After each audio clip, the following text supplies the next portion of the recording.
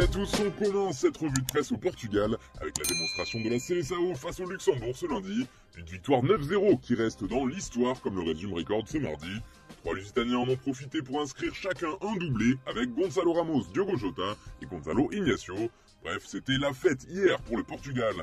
D'ailleurs, pour l'instant, c'est un parcours parfait pour Cristiano Ronaldo et les siens. En effet, ils sont en tête du groupe J de ces éliminatoires pour l'Euro 2024, avec 6 victoires en 6 rencontres et 18 points, soit le meilleur total possible.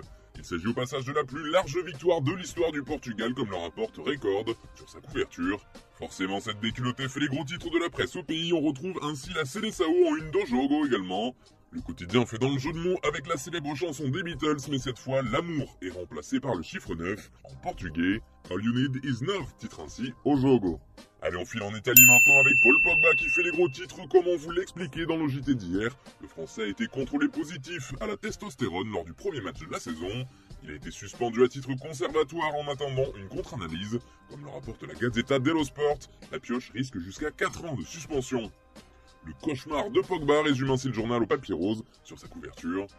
La nouvelle est également en une du Corriere dello Sport. Cette fois, le quotidien n'y va pas par 4 chemins et affirme c'est du dopage pour le milieu de terrain de la Juventus. Alors que du côté de Tuttosport, on rapporte les déclarations de l'agente de Pogba, Raffaella Pimenta, qui affirme qu'il n'a jamais voulu enfreindre les règles.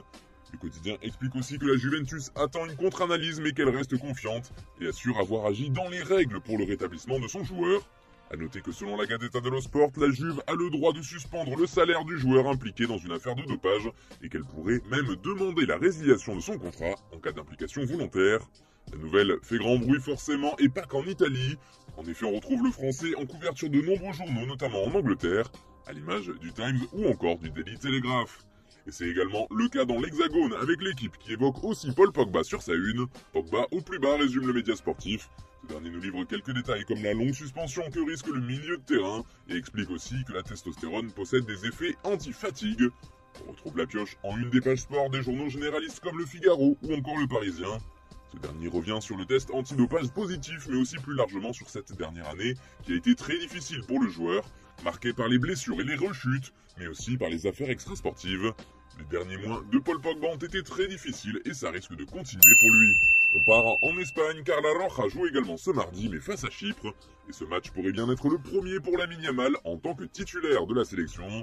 En tout cas, c'est ce qui est annoncé par Marca mais aussi par d'autres journaux comme Mundo Deportivo.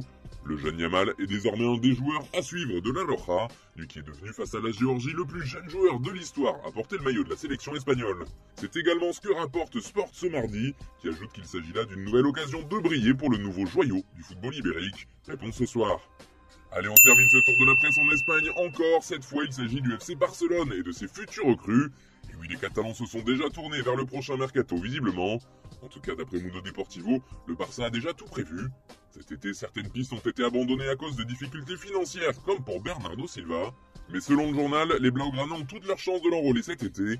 En effet, lorsque le Portugais a prolongé à Manchester City, une clause de départ a été négociée à hauteur de 58 millions d'euros. Ce qui pourrait ainsi faciliter son départ vers Barcelone, car c'est toujours la volonté du joueur. D'ailleurs, un autre cas similaire est évoqué par Mundo Deportivo, celui de Dani Olmo.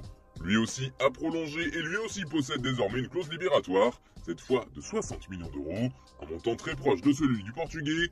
D'ailleurs, Dani Olmo est également très chaud pour rejoindre le club catalan, ce qu'il ne cache pas depuis quelques années déjà.